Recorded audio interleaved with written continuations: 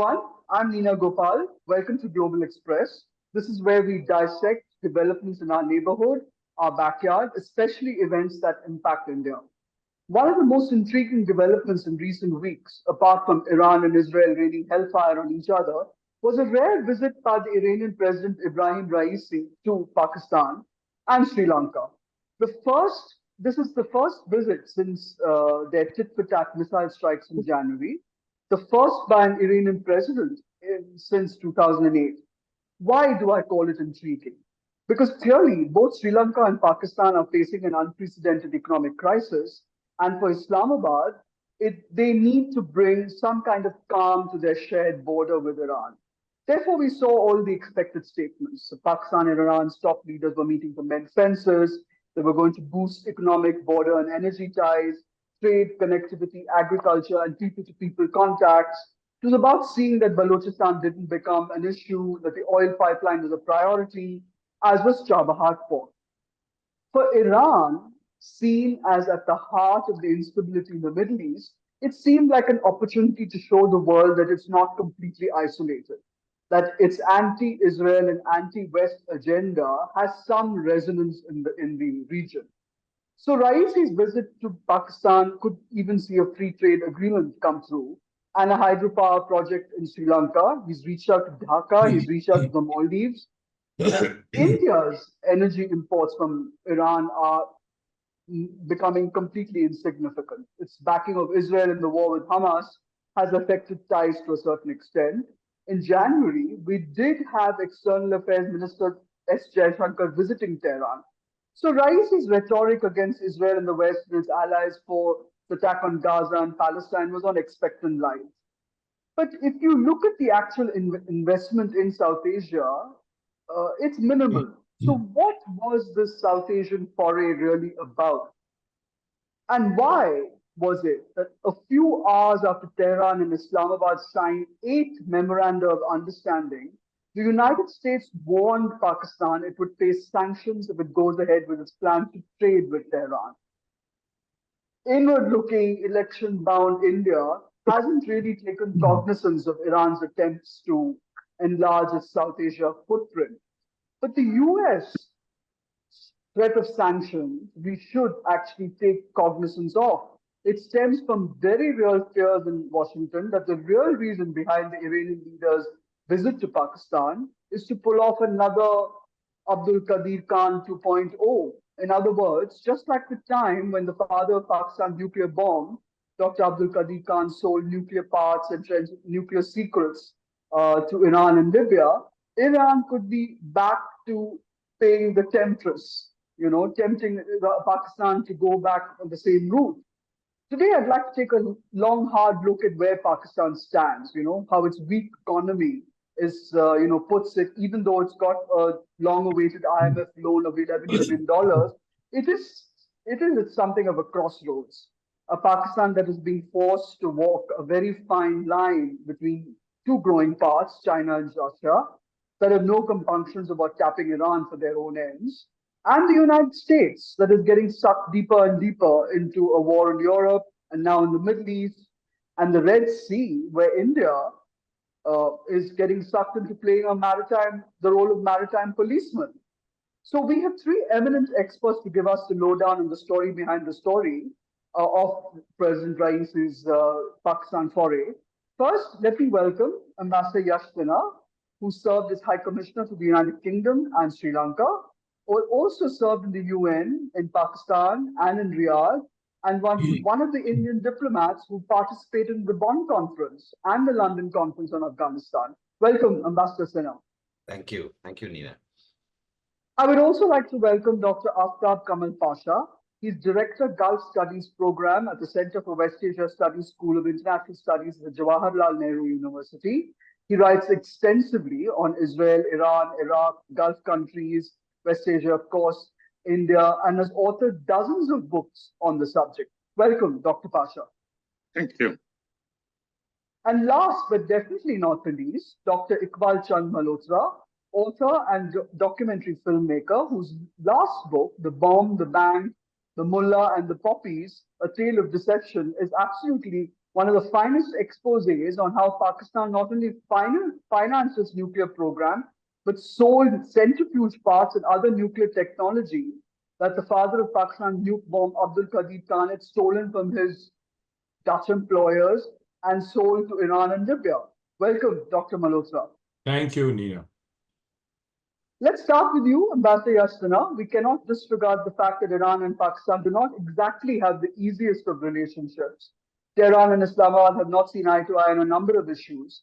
The January tit-for-tat attacks were when Iran attacked the military hideouts of the Jaish-e-Adil and in Pakistan's Balochistan province. And Pakistan hit back with killer drones and rockets and strikes at Baloch insurgents hiding out in Sistan, Balochistan province. So Pakistan's army is also facing a lot of attacks from the Taliban, Pakistan, from ISIS Khorasan, and I mean after it fired that missile into Iranian territory, it even recalled its ambassador to Tehran. So would you tell us what kind of bridge building is going on now? I mean, if they're talking about moving forward on the oil pipeline, for which I believe, Iran has already been sanctioned by the US, Chabahar Channel. What is driving this conversation? Is someone doing the prodding, or is it done by Pakistan and Iran, or is China playing a game? Thank you, Nina. You raised a lot of issues, but I think to get a proper perspective, one must understand that Pakistan has been the ground for a proxy war between Saudi Arabia and Iran for many, many years. And there have been killings on either side by proxies, extremist groups on either side. I'm talking here about Wahhabi groups and Shia groups, etc. But having said that, Iran and Pakistan have always enjoyed, I wouldn't call it a love-hate relationship, but certainly a relationship that has been marked with bitterness on various occasions. And there have been border skirmishes. Pakistan Rangers have engaged the Iranian security forces and vice versa. You had the Balochistan problem and the Baloch That's right. militants and the freedom fighters being active there on both sides of the border, actually. And of course, you had the Jundullah, now the Jaish-e-Adil, which is a thorn on Iran's side. Now, whether they are being sponsored, these groups, by foreign powers or not, of course, is a moot question. It has been debated and who these countries are. But apart from that, I think it's important in the current... So you're saying that the Jundullah and Jaish-e-Adil, Ambassador Siraj, may have been propped up by other powers? Well, they have been in the past, certainly, in terms of funding and in terms of, apart from the ideological, I think the ideological differences have been exploited by powers, external powers also. But that doesn't mean that they don't have support internally. Of course they do. Otherwise, they wouldn't be able to operate. And I thought Pakistan has this great tradition of deniability, whether it comes to India or Afghanistan or any of its neighbors. But having said that, the present visit of Raisi is significant because what is happening in the larger Middle East and the exchanges with Israel, the military exchanges with Israel, have put a particular context to this whole visit. It's not just trying to de-escalate tensions that happened, say, in January, and there were some killings in Rusk and Chabahar in April, but it's also to break out of what is perceived to be a diplomatic isolation in the context of what's happening, especially vis-a-vis the West. So I think it was an attempt to do both. As far as the economic relations are concerned, I think the trade is quite minimal. If I remember correctly, it's about $2 billion. They have an ambition to expand it to $10 billion. That's right. In 5 years. The pipeline itself is old hat. I mean, I recall being involved in negotiations with the Iran, Pakistan, India pipeline. Now, of course, India is not there. It's Iran, Pakistan. It's an old agreement. Iran claims it has built the infrastructure on its side of the border. I'm not too sure about that, but certainly Pakistan hasn't. And I don't think this is going to happen in the near future. Pakistan just doesn't have the resources. However, having said that, if China decides to step in, and I dare say China would be very wary given its experience on the BRI, with Pakistan. So I think they're going to be very wary in investing more into Pakistan or into this pipeline per se. But how? That's right. I think China would certainly be interested in ensuring that any conflagration between Iran and Pakistan is contained, because the axis that people write about that is forming, Iran is, of course, a very important member of that. Pakistan has not yet, though very close to China. Pakistan is hedging its bets as it's always done. So I think it's important to keep that factor in mind when discussing Raisi's visits. I think there was nothing really significant in terms of these 8 agreements, except for one on pipeline and trade. But trade, again, is more aspirational than what can happen. And as far as the other cooperation in film and libraries, etc., boilerplate agreements also with Sri Lanka, I do not attach too much significance. But the fact that the visit took place, the fact that the United States reacted, certainly is important. I'm not quite sure about the nuclear element, but with Pakistan, you could never discount anything. They are prone to springing surprises. I agree with that. They'll be Yeah. very wary because given the history and given the situation they are in now, I think they'd be extremely wary and I dare say foolish to try and attempt what A.Q. Khan did earlier. I'll stop here. Thank you. Professor Pasha, if I can come to you, Pakistan's near bankrupt economy, of course, is making the Shahbaz Sharif government grab at every economic straw. But this friendship with Iran, I mean, is it also, as you in our discussion before the show, what is that do you think that Iran is on a shopping spree, a nuclear shopping spree, so to speak? See, Iran looks for any opportunity to widen its diplomatic contacts, whether it is in the neighborhood, both towards the east and the west, and beyond in Africa, in Latin America, and in other places. So, you see, after their mutual hostilities, which went violent a couple of months ago, there was this fear. In fact, during that period, the embassies also were under question mark, so on and so forth. Luckily, that didn't happen. But the fact that they were on the warpath goes to show that how soon relations had deteriorated, tit for tat. And so soon after that, to see the visit of the Iranian president shows the urgency from Tehran that it considers what Pakistan can do to its national security is very important in the Tehran calculation, because there is no other power other than Pakistan which can really inflict major pain on the Iranians. Neither Iraq has, nor Turkmenistan, nor the Azerbaijan or Georgia or Taliban. So if there is any major border threat, land border threat, it would be from Pakistan. So would Pakistan then be working at are you saying that they could be working at the US's behest?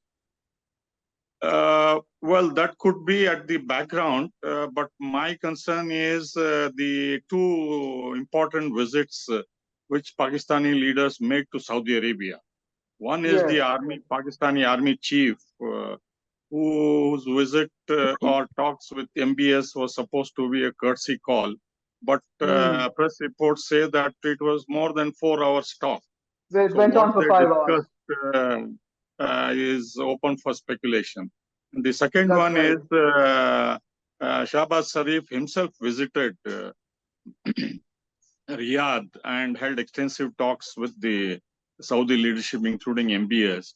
And the Saudi foreign minister around that time when Raisi was there also happened to be in Islamabad.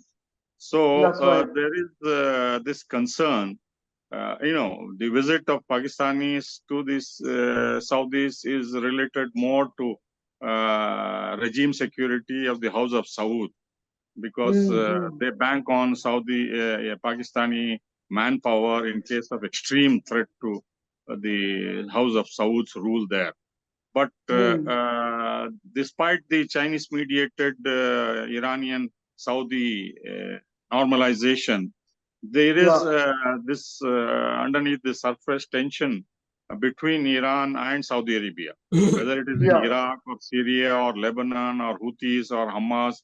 Throughout the region, the Saudis remain extremely concerned about Iranian presence in these countries, along with the military capability they have shown in their direct attacks on Israel. So the Saudis are quite nervous about what Iran is up to.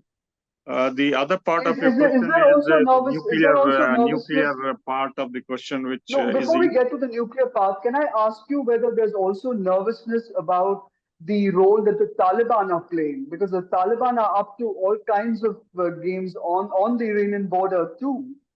You know, vis-a-vis the water apparently being, blocked into Iran, and and the fact that there are they have given refuge to. Yeah, you see, but the Taliban are not a major player. They don't have the kind of capability as Pakistan has. It is a small fry. It can be only border skirmishes, drug problem, and refugees, which Iran wants to send back to Afghanistan. More than 1.5 million who are in the eastern part and who have become a source of trouble for the Iranian regime. Because Pakistan itself has taken several measures to expel the Afghan refugees back to Taliban-controlled Afghanistan. So they wanted to learn about it. So I won't see Afghanistan or Taliban as a major factor in Iran. It can be a headache, but Pakistan is a real source of worry is the bigger to problem. Tehran. Yeah.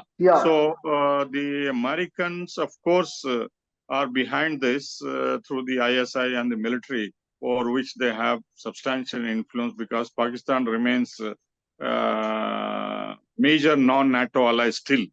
And whether directly or indirectly, they would like to pump whatever military or economic assistance to Pakistan, whether it is through Saudi Arabia or other Gulf countries. So in that way, the American factor is there, but the Saudi factor is important, not only for the Raisi government, but also what it might do to its friends in the areas where Iran has considerable clout, whether it is in Iraq or Syria or Hezbollah, because Saudis have imposed sanctions on Lebanon. They are not agreeing to the Houthi peace proposals in toto, and they are putting pressure on the Shia Saudi government in Iraq, and the normalization of Syria is also at a standstill.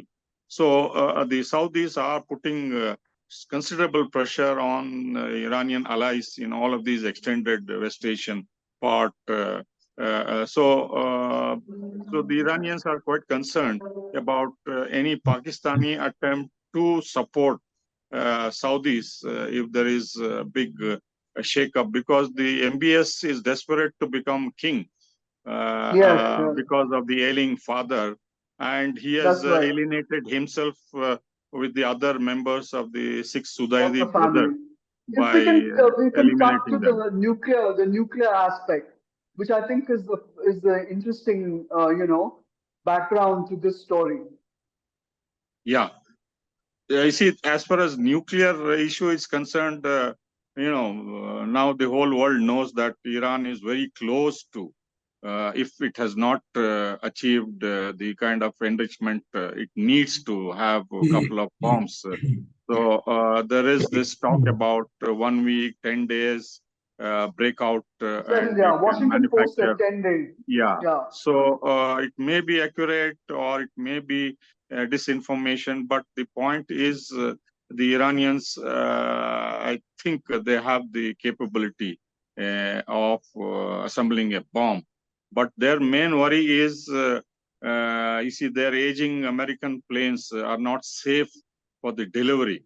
if and when they decide to use the nukes, They have a fleet of F-16s, right? Which are aging yeah, F-16s. but some of them have crashed, some of them are down without spare parts. So there are all kinds of problems with those American aging planes. So either they might have come, Raisi must have come to get the spare parts, or to take on lease some of the planes which Pakistan has, which would enable them to deliver. Because So basically a safe delivery vehicle. the confrontation between Israel and Iran is escalating because of, you see, almost 25 years of relentless Israeli propaganda on the nuclear program. Power has gone here in Bangalore. That's right. Yes, yes. So You are in darkness. the Netanyahu government is determined to plunge this into a confrontation with Iran, in which he would like to involve the United States. So in that way, Raisi, the secret agenda could be to strengthen their nuclear delivery capability, which in my experience, they don't have at the moment. Okay. All right. We'll wait for the power to come back so we can light you up again. Mr. Iqbal Chand Malhotra, what do you have to say about this very intriguing, I feel, Raisi visit? Is it got something to do with Iran now going on a shopping spree and looking for more centrifuge parts or the actual fission material that is needed for Iran to actually go nuclear? Well, my take is a bit different. And it's close, but it's a bit different. The approach is different. You see, Iran is today preparing for a much wider conflict. And when I talk about Iran, I talk about the Iranian proxies, the Hezbollah, Hamas, the Badr in Iraq, in Syria. They've propped up the Bashar Assad government and the Houthis. And Israel is facing multiple battlefronts. Now, the Iranians are developing their nuclear warheads through the uranium enrichment process. But what they need to do is, if they want to avoid a much wider conflagration, is to actually get tactical nuclear weapons. And the tactical nuclear weapons are delivered at a range of about 60 kilometers. And the Pakistanis, in response to our cold start doctrine, which was enunciated about 20 years ago, they went on to a spree to actually develop what's called the Nasr missile, which is a tactical nuclear weapon, and it delivers a sub-kiloton plutonium warhead that has an effect of not having a big blast, but it actually creates what's called ionizing radiation. And the ionizing radiation tears away the skin and tissues and the atoms and molecules in water and in skin and tissues, etc. So what they really want to do is to prepare their proxies, their non-state actors, or like the Hezbollah and Hamas, not so much Hamas, but Hezbollah and the Bashar in Badr, I think it's Badr in Iraq and in Syria, and equip them with these Nasr missiles. Now, this Nasr missile has a Chinese erector launcher trailer, and it's married to that. So it cannot function without this Chinese equipment that actually transports it. So it's a shoot and scoop weapon, and very accurate. And it's used by the Pakistanis as a deterrent against any major Indian armored thrust into Pakistan. So Mr. Raisi, to my mind, has been shopping around for that weapon. Now, this whole conflict in the Middle East between Israel and Hamas that started, the biggest casualty of that has been the India-Middle East-Europe economic corridor. And the Abrahamic Accords, which brought about the rapprochement between Saudi Arabia and Israel, have completely collapsed because Saudi Arabia is now no longer a party to that. And with it, the alternative to the BRI that was emerging and that was going to help India and the US has also collapsed. So who's the gainer out of this? The Chinese. Now, if someone were to rewind back to October last year, what did the Hamas gain by creating that incident? And Netanyahu welcomed that incident because he wanted to prolong his political power and avoid going to jail. So for Netanyahu, to continue the conflict with the Hamas is vital if he has to save his own skin. And for the Chinese, which this explains conflict has the to be attack on maintained. Has to be that, maintained. which explains the Damascus attack also on this on Yes. the. Now the other interesting thing is that the Pakistanis, today are the only narco state in the world with an independent nuclear deterrent.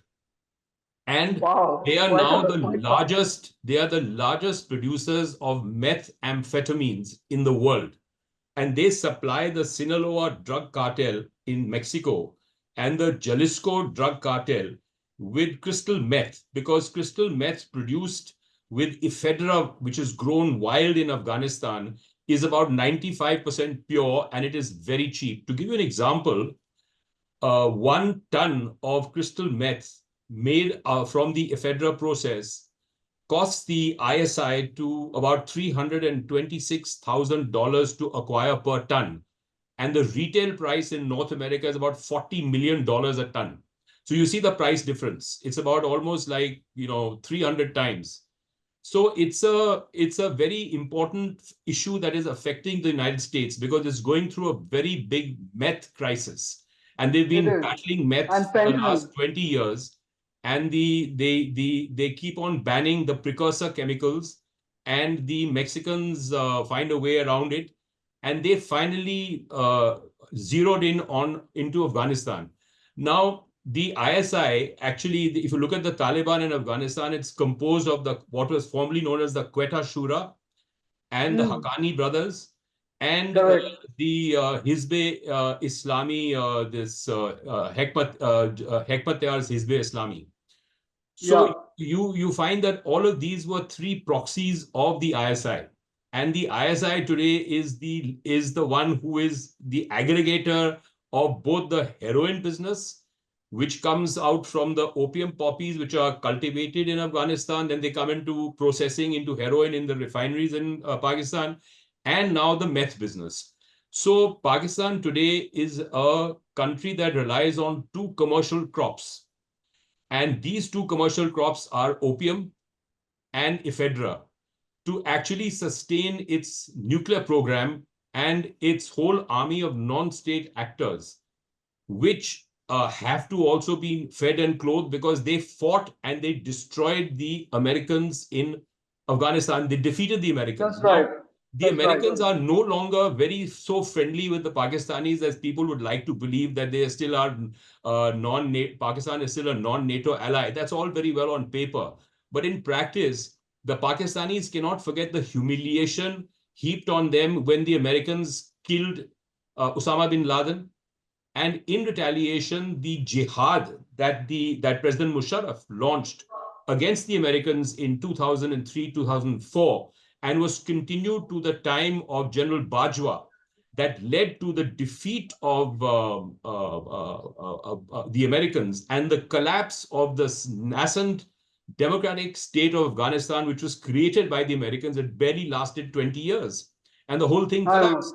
So the Americans haven't forgotten the humiliation. The humiliation of the fall of Kabul is equal to the humiliation of the fall of Saigon. It is. The Pakistanis today are a low-cost proxy of the Chinese in the Middle East.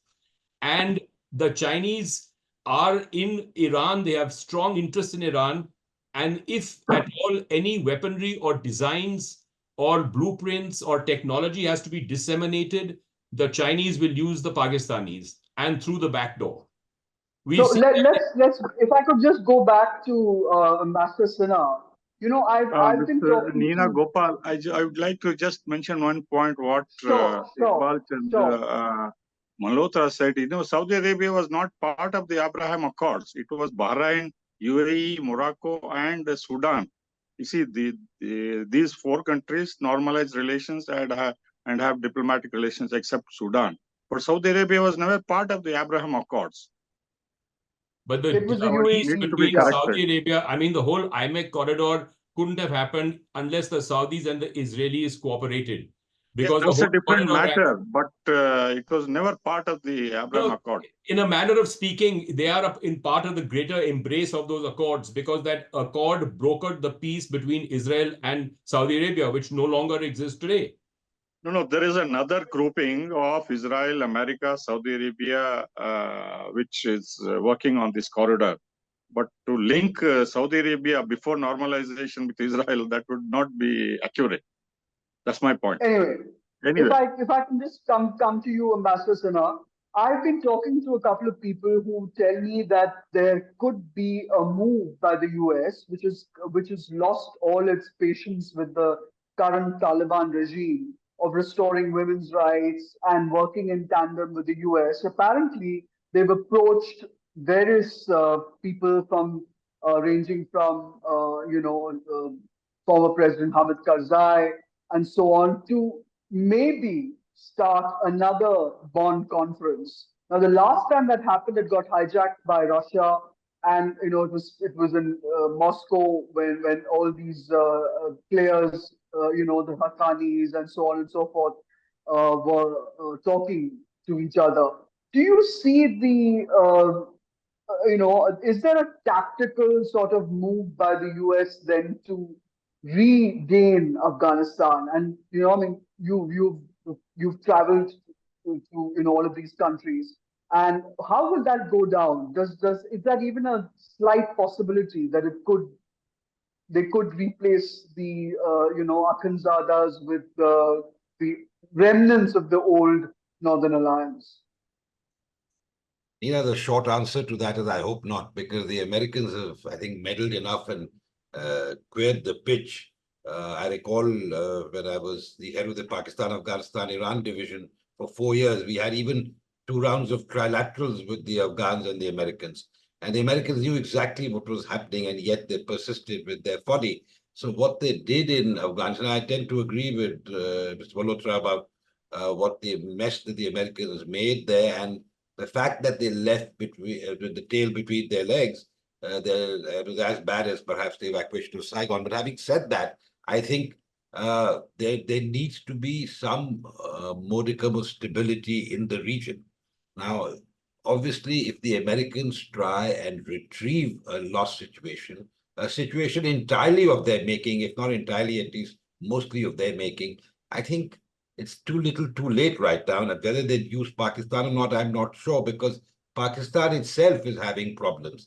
I mean, I think Mr. Malhotra referred to the various factions, but, sitting in Kandahar, Mullah Akhundzadeh has a slightly different worldview from Mullah Baradar or the others sitting in running the government in Kabul. So I think it's very difficult. I mean, for instance, the outreach that India has had, with the office set up in Kabul, etc., with the Taliban. Obviously, we have to be very mindful, very careful, but we need to look at the larger picture. Pakistan's role as a facilitator has been severely undermined because of their own problems.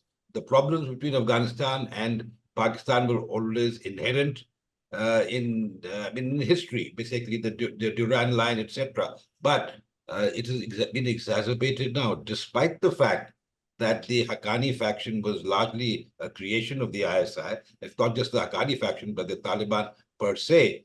The fact is that they do not enjoy good relations today. Now, whether that would result in an American Pakistan detente or a movement towards achieving stability in Afghanistan, I find it difficult to envisage. But then, in international diplomacy, anything is possible. There have been feelers between the US and Pakistan. But at the same time, I agree that the relationship that existed decades ago doesn't exist anymore. There may be a non-NATO ally, but there is a lot of fissure between the two countries and the two governments. I mean, there are links, certainly, long-standing links, but those links, to revive those links for a common purpose, I see it difficult to achieve in the near future. But having said that, we know that the Taliban itself is anathema to most of the West, and they would like to find a modus vivendi.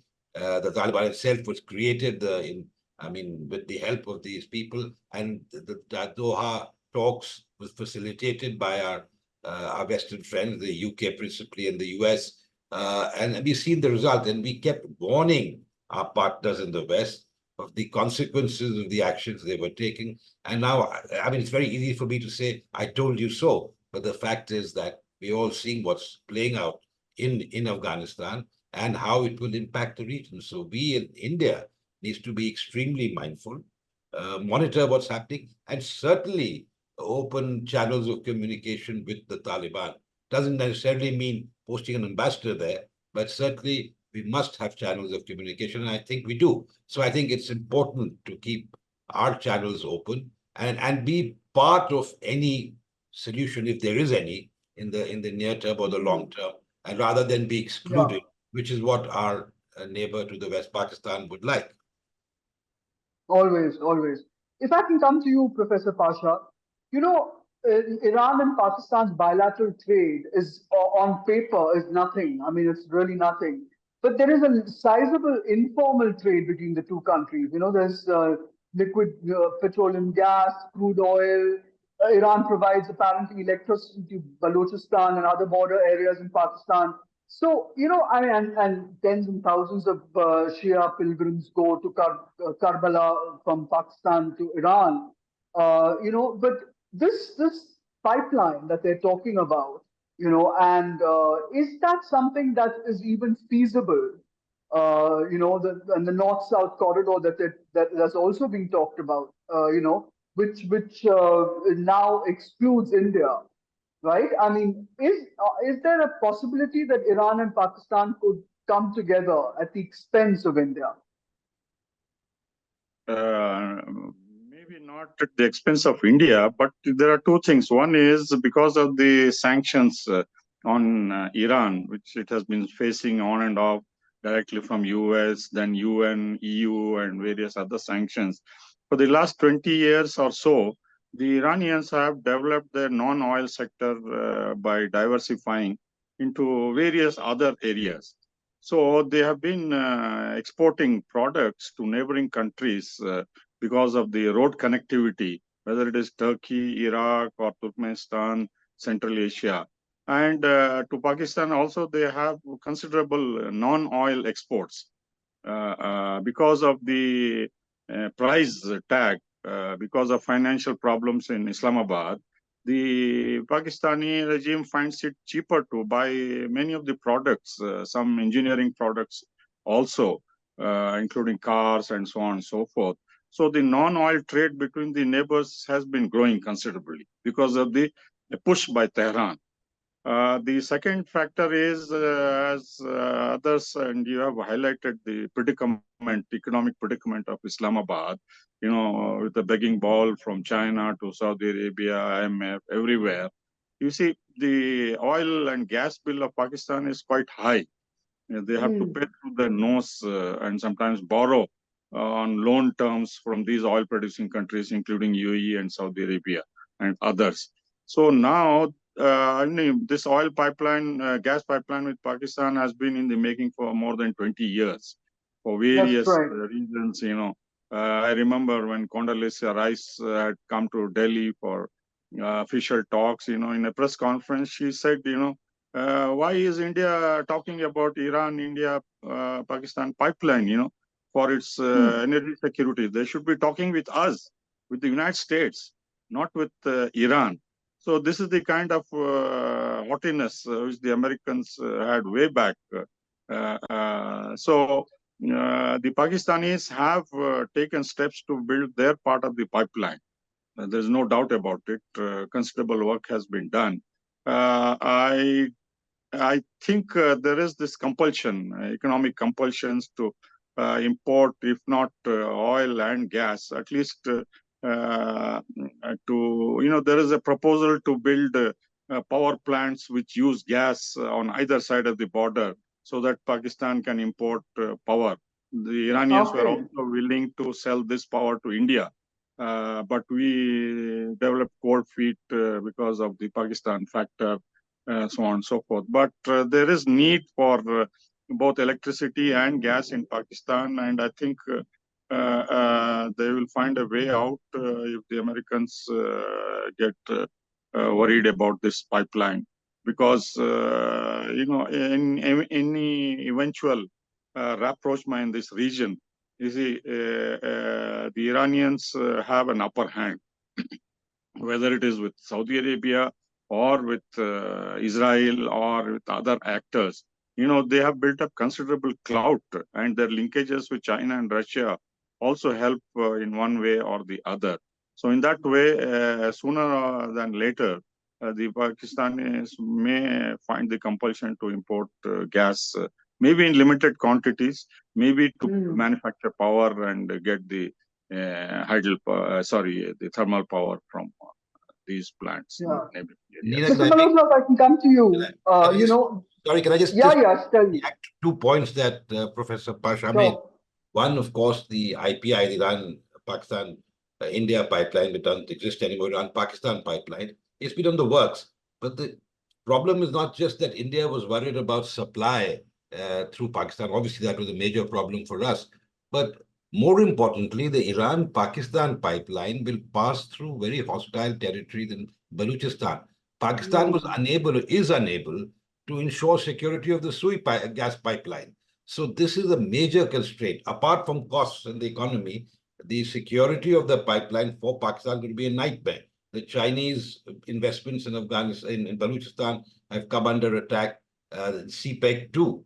That's right. Okay, etc. So that's one point. The second, the Americans at that time, when you referred to Ms. Condoleezza Rice, Unocal was actually trying to promote TAPI, which was again a pipe dream, Turkmenistan, Afghanistan, Pakistan, India pipeline. So I think while Pakistan needs all this, I think it's the sick man of Europe, of Asia, sick man is a drip, whether it's an American drip or a World Bank drip or a Chinese, Saudi, UAE drip.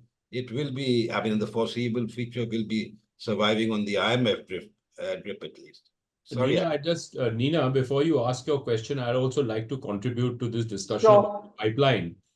I don't know if any of your panelists are aware that the Chinese are in the process of completing 2 very major dams in POK on the Indus River in Pakistan-occupied Kashmir, the Diamer Basha Dam and the Bunji Dam. And these 2 dams are being constructed at a cost of about $28 billion. And they are going to generate 40 gigawatt hours of electricity. Now, Pakistan today has an installed capacity of 32 gigawatt hours of electricity. It's only consuming 22 gigawatt hours. So in theory, for the Belt and Road Initiative and to pump the gas and oil from Gwadar all the way up to Xinjiang and beyond into northern China, you've already got the electricity there. Now they can always sell Pakistan electricity from the grid because it's been generating. And that's why the Chinese are sitting on our borders in eastern Ladakh, because they want to push to the Indus, because they expect this major glacial melt happening as a result of global warming, which is going to lead to a surge of water. And they want to do make hydrological changes to the course of the Indus River. And that's why they have been pushing us, and that's why we're deadlocked in eastern Ladakh. So as far as these pipelines go, one of the bones of contention that the Pakistanis had with the former government of Hamid Karzai was the fact that the Karzai government had given shelter to Brahmdag Bukti, who is a Balochi nationalist leader, and they didn't want him to be based in Afghanistan. So what Ambassador Sinha says is absolutely right. It's a hostile territory, and they can't ensure the security of that pipeline. And what are they going to do with that gas when they already have enough electricity being generated today in Pakistan? They're not concerned. These are all false flag scenarios which actually deflect and divert attention from what's already happening in Pakistan and happening by the Chinese, because the Chinese are the biggest player in the game. They control the destinies they are going to control the destiny of the Middle East. The Americans have pulled out of Afghanistan. They pulled out of the Bagram Air Base. That gentleman, Zalmay Khalilzad, has effectively, he was working for the Pakistanis and the ISI rather than for the Americans, because he compromised them. That's quite from an 2004 to 2024, he compromised them. He's the man who had Haji Juma Khan released. He was the man who lobbied to release Haji Noorzai. All of these guys are the biggest drug smugglers, opium smugglers in the world.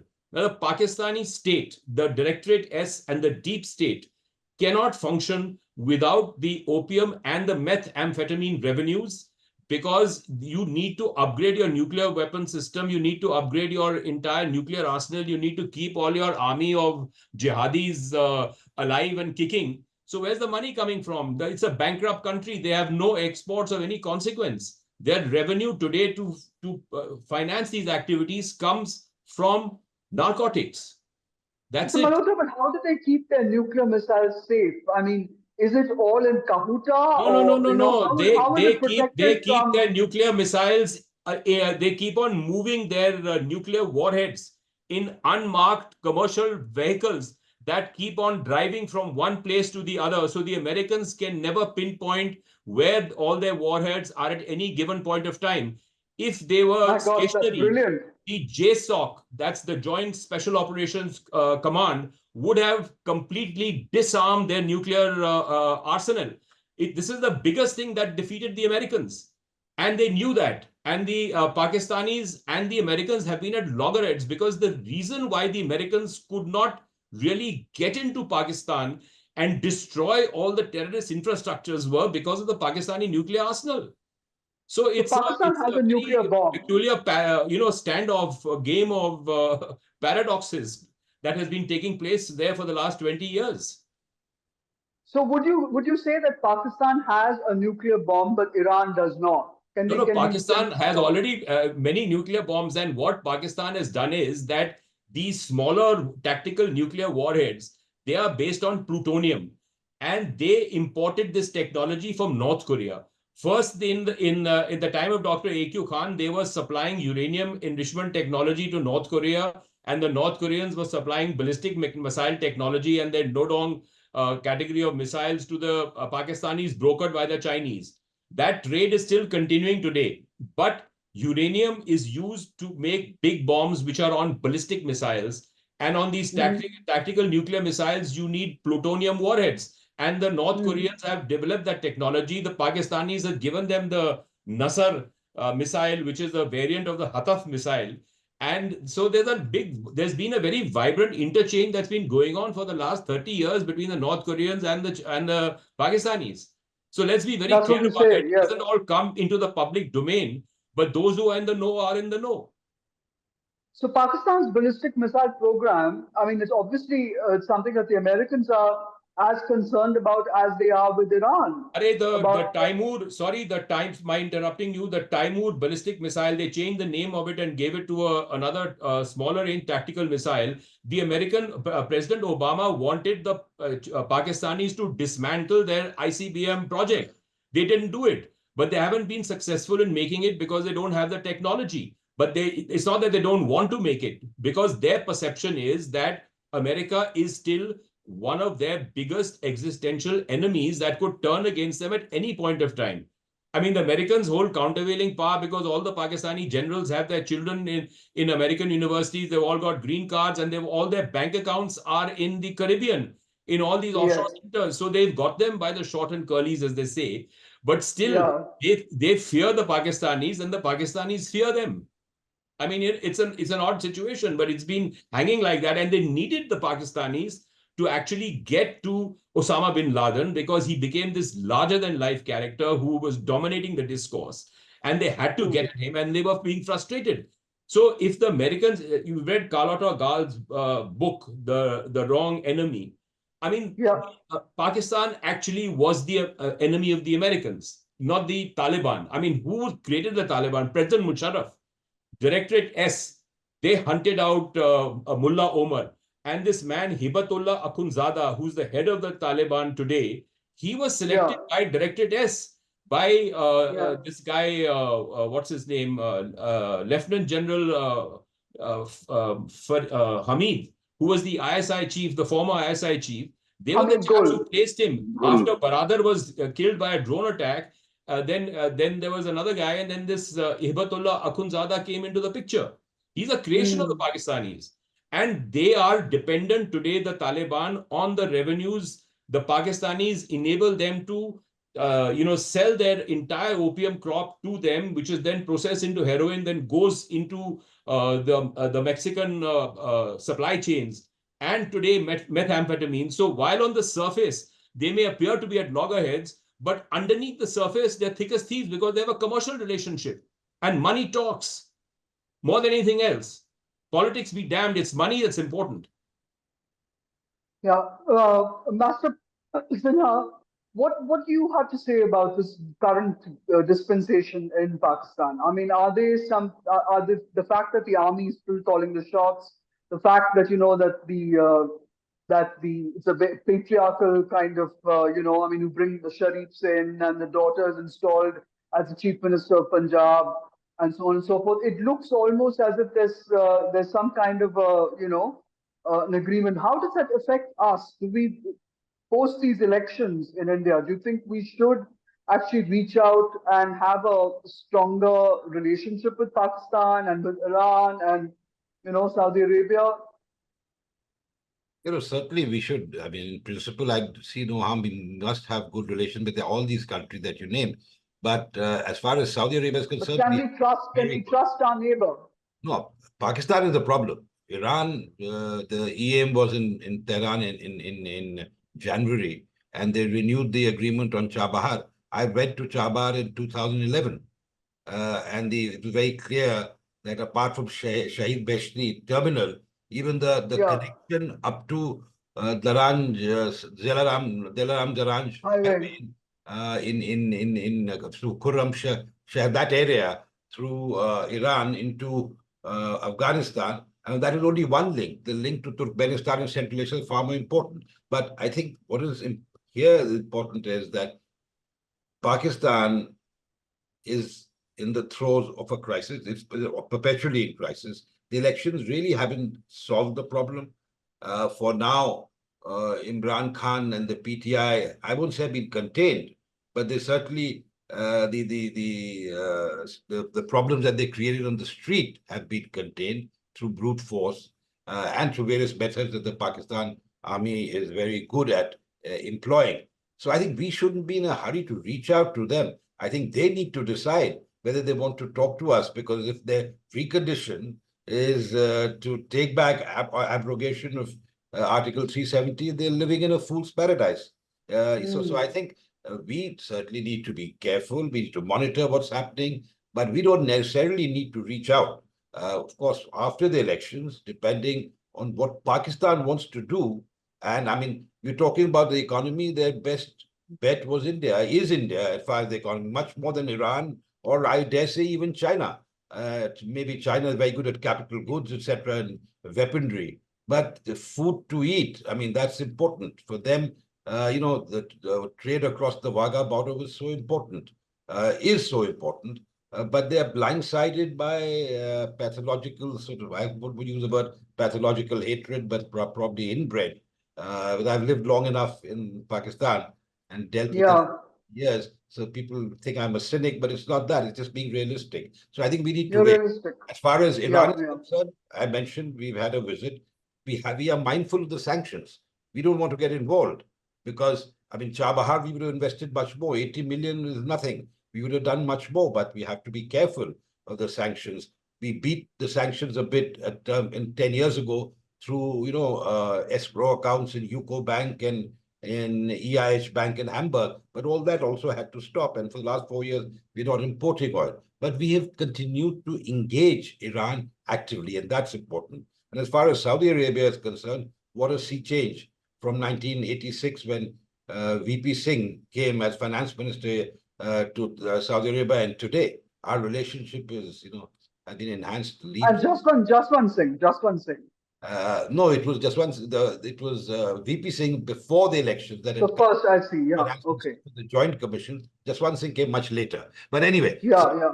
What I was trying to say is that as far as the Middle East, the Gulf is concerned, where I've served, in Dubai, Abu Dhabi, Riyadh, things have changed dramatically since this government has been in power, because they have reached out, and I think it's a relationship which is mutually beneficial. So I think we need to ensure that Pakistan, which is always going to create trouble for us, we can manage that relationship as best as we can. As far as Afghanistan is concerned, we already have channels of communication. I don't think we can go beyond that. And, as far as the Taliban is concerned, they may have, economic relationship with Pakistan through drug trade, of course. I mean, it's not something new. The CIA report in 1994 or 5 talked about the nexus of the drug trade in the ISI. But I don't even the ISAF in Helmand, they were looking the other way when, the opium was being grown, when ISAF and NATO were there. But the fact is that there are political differences. And those political differences have been exacerbated when Taliban and Pakistan are confronting each other. They're killing each other. I mean, they're killing each other, I won't say almost on a daily basis, but quite frequently in skirmishes, etc. I don't think it's going to result in any major conflagration. And I agree that China is the major player in the room. And that China will ensure that there is no major outbreak, and they will try and contain that. And that, in a sense, will also, the Americans will have to be mindful, because do they have space now? After all that history, do they have space in Afghanistan? Do they have space in Pakistan? Perhaps because of history and the relationship that they've had. And despite all the Islamization of the Pakistan army and the country per se, they still look up to the United States and the UK. That's right. That's right. Not just If sending I can come to to you, study there, but they would be very happy if they could balance, get America back in some way or the other. It may that's right. happen. It's difficult to say. With the Americans, it's very difficult to see what their larger game plan is. But I think, Yeah. as India is concerned, after the elections, but I think we will continue to the way we have been doing, engaging our neighborhood, our larger extended neighborhood, certainly the Gulf and in the countries in the Middle East. And as far as Pakistan is concerned, as I said, we'll wait and watch. Thank you. Professor Pasha, if I can just come to you, please do tell us. I believe there is an undercurrent of hostility, despite what the main, the sort of reach out to India and to our government. There is supposed to be some kind of, Qatar, for example, is a little upset with India. Is there a reason for that? I mean, what's the reasoning behind that? And Iran, which was very friendly with India years ago, and you've traveled that region quite extensively. Could you tell us what is it that holds Iran back, from reaching out to India? And please come back to the nuclear missile connection between Pakistan and India, because I thought what Vedant Patel, the US State Department Principal Deputy Spokesman, said was very interesting. He said, we're going to continue to disrupt and take actions against proliferation networks and concerning weapons of mass destruction procurement activities wherever they occur. And he was aiming it at Pakistan. Yes, a couple of points. One is, you see,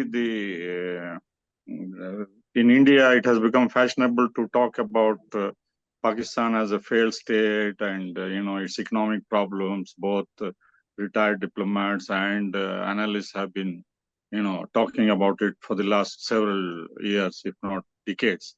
Nothing has happened there. Whether it is IMF or China or Saudi Arabia, these will continue to sustain the Pakistani regime or the state whenever it is in crisis, financial crisis. I don't see any immediate end. In fact, the visits of the Pakistani army chief and Shahbaz Sharif and the Saudis very warmly responding to the request of Pakistan, there's warming up of relations between the two. Riyadh and Islamabad, which should be closely monitored here in Delhi because of its implications. Because we thought the Pakistani factor has been completely removed, but the reality shows otherwise. Regarding Indo-Iranian, you see, the Iranians are not happy at all. The foreign minister may have visited Tehran, but there is nothing much to show on the Indo-Iranian relations. They are not happy about our lack of enthusiasm in Chabahar. We have been talking about it for the last 20 years, if not more. And there's not much happening. We used it for some time to send wheat and other products to Afghanistan. But the North-South corridor, the Iranians have done considerable work, and they are unhappy about the utilization or lack of utilization of the capacity they have created in Chabahar. So instead of that, we have now gone into the India-Middle East economic corridor with Israel and Saudi Arabia and UAE, and probably under American pressure, which has become a non-starter because of the Gaza war. So the Indo-Iranian relations, we may talk about historical connections, civilizational ties and all. There's not much meat in this relationship. Although the Iranians, whenever we have taken the initiative, have responded. But, every time they see, we going over to the American side and sanctions and lack of oil trade and so on and so forth. So the less said, the better about the historical civilizational ties and visits by Indian leaders to Iran. There's not much I see in that. Regarding Indo-Saudi relations, you see, they had promised when Manmohan Singh visited Riyadh in 2010, about $70 billion of investment. If you see the reality now, after 15 years or nearly 15 years, there's not much to show. Like the UAE also promised MBZ, $70 billion. You see, all these billions of dollars, sovereign wealth fund is parked in the American banks or the European banks. They don't let this substantial amount go over to a country like India because of various international and regional factors. So the Saudis, as long as MBS is in charge, as long as he is afraid of being overthrown by his other rivals in the House of Saud, he will continue to bank on Pakistan for any support which he may need to prop up the House of Saud with American blessings ultimately. So in that way, you see, the Saudis, when they providing military manpower. Yeah, because Ziaul Haq had sent a division or so to Riyadh during the Iran-Iraq war. Let me complete, Ambassador. Let me complete. So the Ziaul Haq had sent a division to Riyadh during the Iran-Iraq war. Because of Shia-Sunni problems, they were withdrawn. But Zia was on record as having said that I would go and defend Saudi Arabia or the House of Saud, even at the cost of Pakistan's, the cost of Pakistan, he said. So in that way, I see the link between Saudi Arabia and Pakistan is not just a bilateral link. There is an American factor, and increasingly, after Saudi Arabia normalizes relations with Israel, there will be an Israeli factor also. And the fact that they went out of the way to normalize and improve the relationship, which they call strategic relationship with India, was the hope that India might be of help as far as their military assistance is concerned. In case if there is any problem, they talked about Indian military assistance or stationing of troops in Qatar, which we didn't take it. In fact, Qatari newspapers were talking after the defense cooperation agreement and Manmohan Singh signed about it. There is evidence of it. So the Saudis also expected help from India, but we have not shown any enthusiasm, unlike Pakistan, which has helped them and which is likely to help in the future also if there is any trouble in the House of Saud. So in that way... Ambassador, what did you want to say? I said that, in 1985-86, I was posted in Riyadh when the Pakistani brigade, which was deployed at Tabuk, was withdrawn. And why was it withdrawn? Because they were creating trouble. The Saudis felt that they were creating troubles internally. And as a result, they were replaced by Bangladeshi troops. That experiment didn't really work very much. I'm not sure how many active Pakistani military personnel are serving in Saudi Arabia now. I don't know, Professor probably would have the details, but certainly there are retired Pakistani military personnel all over the Gulf. Traditionally, they have been, very, very close to the Gulf countries. Even Ziaul Haq, of course, even in Jordan, to crush the Palestinian uprising, the Pakistanis were active there. So there is no gainsaying that, yes, the Pakistanis obviously have been there and they've been there for a long time. And to respond on the Iranian point, the visit of the EM was significant because it talked about the engagement. Whether, I mean, I'm aware that the OVL, for instance, couldn't develop Farzad B in the South Pass. We were even talked about an underground link through Fujairah pipeline that didn't head anywhere. There are multiple reasons for that, not just because India was not keen. There were ground realities staring us in the face. If you wanted the nuclear deal with the US, obviously you couldn't go and cozy up to the Iranians. So I mean, there were choices made, and choices made during the Manmohan Singh regime also, and by the current government too. So we need to look at what we feel is in our national interest. Yeah. Professor Pasha, do you want to say add something to that before I go to Mr. Malhotra? You see, people who have served for long years in the ministry are entitled to their strategic view. But we need to take the reality on the ground. What is happening? What is the reality? What is the Saudis? What do the Saudis expect from Pakistan or from India? What Pakistan is able to deliver and what India can deliver. So there is a mismatch between their expectation and our willingness. Because the American troops, when they were there, when Saddam came to Iraq, you see, that led to a major problem. It led to Al-Qaeda, which the former crown prince took 10 years to eradicate in every village, in every town of Saudi Arabia. So the presence of American troops in Saudi Arabia would be a problem for the regime itself. So in their so-called Islamic Brotherhood, again comes into the picture that Pakistan is a safe bet. And because of the professional nature of the Pakistani army and various other things, you know. Yeah.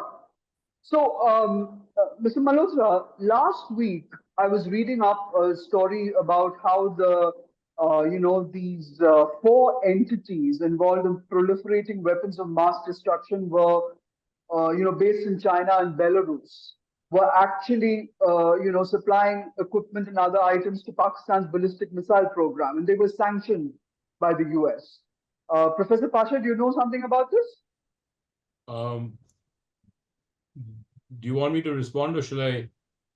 No, yeah, please respond, because I want to actually talk about the fact that Pakistan's ballistic missile program is still sourcing material from, entities like this in China and Belarus, and the one tractor plant or something in Belarus is supposed to have supplied special vehicle chassis to Pakistan's long-range missile ballistic program. So is that a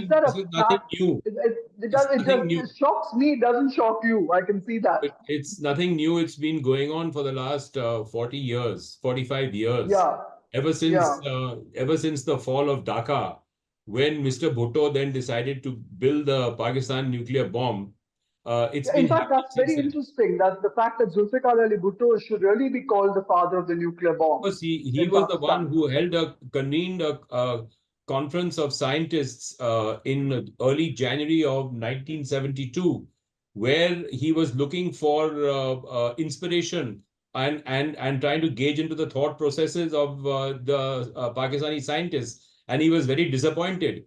And then he went with Ghulam Ishaq Khan to actually visit the Gulf countries, and he got support from Gaddafi of Libya, and he got support of Sheikh Zayed of I think it was Sheikh Nayan, probably of Abu Dhabi, and they they actually helped him make the Bank of Credit Commerce International, and the BCCI Bank was used to fund the Pakistani nuclear program, and they cleared all the bills of all the componentry and parts that Dr. A.Q. Khan was sourcing and smuggling into Pakistan. So, I mean, they were been in this game, and when the bank was going bust, then they decided to get into the opium business because they had to generate revenues. And the opium business then became very big. Now, when consumer as opposed to the ballistic missiles and the nuclear tipped missiles that Pakistan has, which you say they keep under under the not the ballistic missiles, they're warheads. The warheads are commercial vans and vehicles that keep on moving between different locations in different cities. The warheads are the missiles and all are in their silos or in their mobile launchers. but they have to be armed with the warheads. The warheads are the key. The missile without a warhead is useless. So the So warheads are kept. what I was getting to, Mr. Malhotra, is the fact that you've written extensively on this. I just wanted to compare it to now if Iran goes nuclear, which looks very likely because the way they're looking at the way they're shopping and for centrifuge parts and things. How concerned should India be that that it's an Iran-Pakistan nexus now, and a Pakistan-Saudi nexus? The Pakistan Saudis also very keen on But on why should acquiring nuclear why weapons. should we be worried about it? Because we have a very effective nuclear deterrent. We have a triad. Mm, We have a mm. sea-based deterrent. We have an air-based deterrent. We have a land-based deterrent. Now, I mean, why should we be bothered if they are going to if Iran is going nuclear? We've known for a long time that they're going to go nuclear. So it's not changed anything. This has been in the making for quite some time. So I don't think that that's any serious cause of concern. Of course, the Saudis don't have a nuclear weapon. They don't have a delivery system. And they've looked to the Pakistanis to extend a nuclear umbrella to them. They probably must That's have right. also raised this point when they started the dialogue with us 10, 15 years ago. But I don't think we were interested in providing them with a nuclear guarantee like the Americans have provided the Japanese. So I think the fact is that more and more countries are going to have these tactical nuclear weapons in the future. And if the Iranians and the Pakistanis and the Chinese have their way, then you will find that Hezbollah and the Houthis and all these guys will start getting these tactical nuclear weapons somewhere down the road. So I think that our policy planners are already factored that into our calculations. And we have an effective deterrent against that. Now, but you can't envisage each and every possibility, and you cannot envisage and anticipate each and every threat. So it's a Yeah. world, you have to live with it. It's like, forgive my saying so, it's like a case of hemorrhoids. They never go away, but they flare up from time to time and then they subside. So it's like Yeah. that with all of these people in this neighborhood. What to do? You can't choose your Yeah. neighbor. Thank you very much, Ambassador Sinha, for being part of Global Express. Thank you, Professor Pasha. And thank you, Iqbal Malhotra. Thank you, viewers. Do click on the new Indian Express icon and Global Express and share it on social media platforms as we watch the return of what I'm calling the nuclear ninjas, Iran and Pakistan to the center stage of world politics. Thank you very much.